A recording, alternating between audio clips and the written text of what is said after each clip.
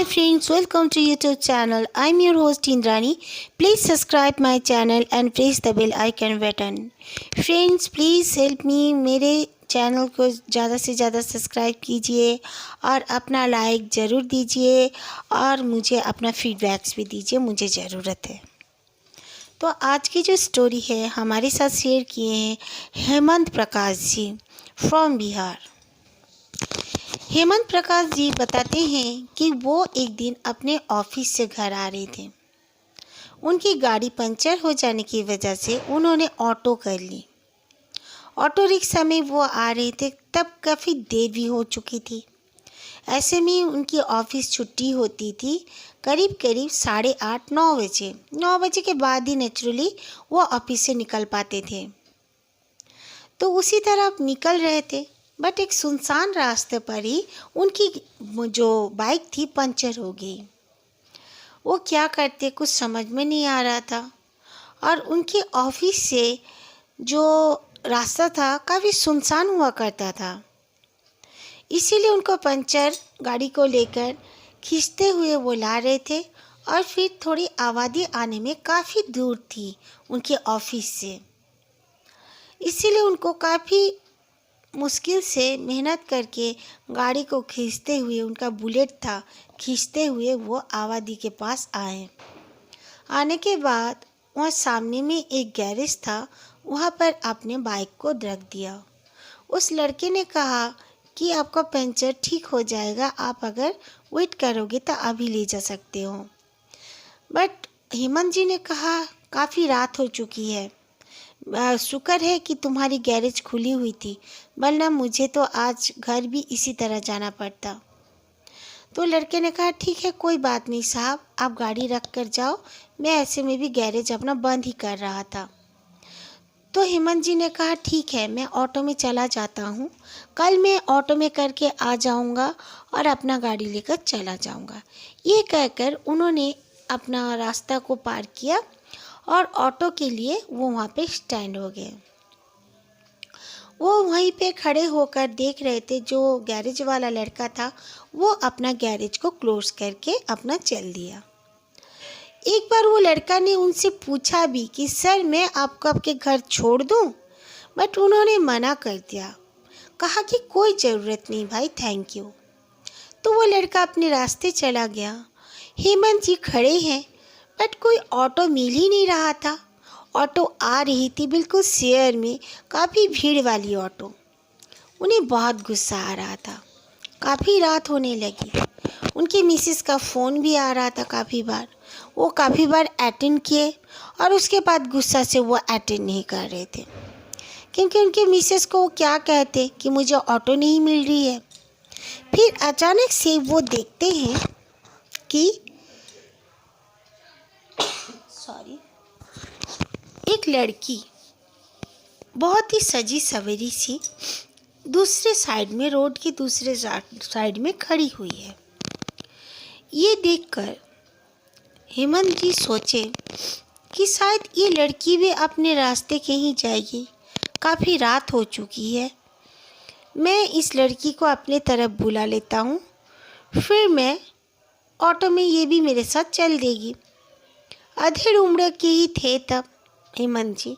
उन्होंने उस लड़की को अपने पास इशारा से बुलाया, लेकिन वो लड़की उनके और देख तो रही थी बट आने का नाम नहीं ले रही थी। वो सोचे कि शायद इसकी मर्जी भाई, कोई बात नहीं। वो खड़े रहे वहीं पर। खड़े रहते रहते जब उनका पैर दुखने लगा, सामने एक पत्थर में वो बैठ गए। बैठने के बाद वो देखते हैं, इधर ही थोड़ा सा ही वो मुंह घूमे थे, वो लड़की के साथ और एक लड़की खड़ी है। उन्होंने सोचा दूसरी लड़की आई होगी।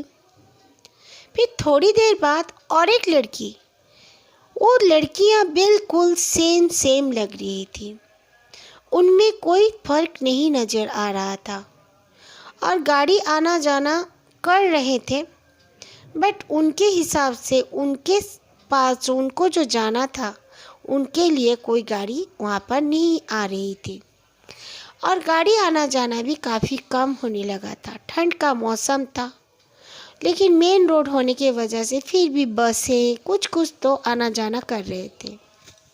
उनके घर तरफ जाने वाला कोई बस भी नहीं था। वो काफ़ी फिक्रमंद हो गए। फिर वो जब खड़े हुए रोड के थोड़े और आगे आकर, वो डरे नहीं उन लड़कियों को, उन्होंने कुछ नहीं सोचा। फिर देखे एक ऑटो आ रहा है तो उन्होंने हाथ दिखाया, ऑटो खड़ी हो गई। वो ऑटो रिक्शा में बैठ गए तो देखे कि वो तीनों लड़कियां भी बारी बारी आकर ऑटो में बैठ गईं। तो उन्होंने कुछ नहीं कहा, वो अपना जा रहे थे ऑटो में बैठ कर। तो ऑटो वाला ने उनसे पूछा कि आप कहाँ जाओगे सर? उन्होंने अपना पता बता दिया। फिर ऑटो वाला चलने लगा। चलते चलते उनका जो घर था वो करीब करीब एंड में ही था।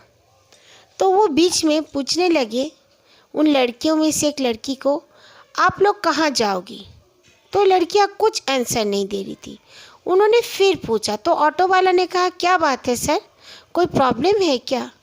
तो बोले नहीं नहीं, कोई प्रॉब्लम नहीं है, मैं इन लड़कियों को पूछ रहा हूँ कि ये लोग कहाँ जाएंगे, क्योंकि 10 मिनट हो गया आपका ऑटो चल रहा है, ये लोग कहीं उतरे तो नहीं, आपने पूछा भी नहीं लड़कियों को ये लड़कियाँ कहाँ जाएंगी। तो ऑटो वाला बोला, कौन लड़कियाँ, आपका दिमाग तो सही है, बोलकर उसने ऑटो रोक दिया और पीछे मुड़कर उनसे बात करने लगा। तो बोले ये तीनों लड़कियां बैठी हुई हैं। तो बोले कौन लड़कियां, पागल हो गए हैं क्या साहब, आप मेरा दिमाग खाने के लिए रात को आए हो? मैं तो सोचा अच्छा सवारी है, चलो आज अच्छा सा सवारी मुझे मिला नहीं था, चलो साहब आप उतरो। तो बोले क्या बोल रहे हो? नहीं आप पी के हो शायद, आपको खुद का पता होता शायद मालूम नहीं। हाँ मैं हेमंत जी काफ़ी घबरा गए। फिर कहा नहीं भाई मैं कभी नहीं पीता हूँ, आप मुझे चेक कर सकते हो। ये 3 लड़कियाँ आपको नहीं दिख रही क्या? वो लड़का बोला बिल्कुल नहीं दिख रही हैं। तब वो लड़कियाँ एक साथ एक ही औरत बन गई। काफ़ी खूंखार उसका चेहरा और भयानक ड्रॉनी चेहरा हो गया और वो ज़ोर ज़ोर से ठहाके मार कर हंसने लगी। तब वो औरत वो चुड़ैल जो ड्राइवर को दिख गई। तब उसने देखा, आईने में देखा, वो भी पीछे में बैठी हुई उसे नहीं दिखी। तब उसे समझ में आया जो हेमंत जी झूठ नहीं सही बोल रहे हैं। वो ज़ोर ज़ोर से अपना गायत्री मंत्र पढ़ने लगा वो लड़का। उसके बाद वो जो चुड़ैल थी ऑटो से नीचे उतर गई, लेकिन उनका ऑटो के पीछे वो कंटिन्यू दौड़े जा रही थी, भागे जा रही थी। काफ़ी राह तक वो लोग जितना समय तक जा रहे थे, माँ काली का मंदिर नहीं आया, वहाँ तक वो दौड़े जा रही थी। उससे पहले, माँ काली के मंदिर आने से पहले एक बहुत पुराना कब्र था। उस कब्र को एवेंडन कब्र भी कहा जाता था, वहाँ पर और कोई आते भी नहीं थे। तो उस कब्र में वो चुड़ैल दौड़ती हुई भागती हुई चली गई और गायब हो गई। तब ये दोनों चैन का सांस लिए और माँ काली के मंदिर में जाकर प्रणाम किए, माँ का नाम लिए ज़ोर ज़ोर से, फिर अपना घर हेमंत जी जाने के लिए तैयार हुए और कहा कि ये चुड़ैल का अगर साया हम पे थोड़ा भी पड़ जाता तो आज हम जान से जाते। और ड्राइवर ने कहा कि साहब मैं इतने साल से इतने रात गए, इतने बार आना जाना किया हूँ, कभी इस चुड़ैल का सामना मेरे साथ नहीं हुआ। आज अचानक क्या हुआ क्या पता, मैं आपको गलत समझ रहा था, मुझे माफ़ कर दीजिएगा, मैं आपसे पैसे नहीं लूँगा। तो वो हेमंत जी बोले क्यों नहीं लोगे भाई, ले लो ले लो। अरे नहीं साहब छोड़ो ना, बोलकर वो नहीं ले रहा था, बट उन्होंने ज़बरदस्ती उसे पैसा दे दिया। उसके बाद हेमंत जी अपने घर चले गए। घर जाकर उन्होंने अपने मिसेस के साथ उस बारे में बात किया और नहा धोकर पूजा करके उसके बाद जाकर वो खाना खाए।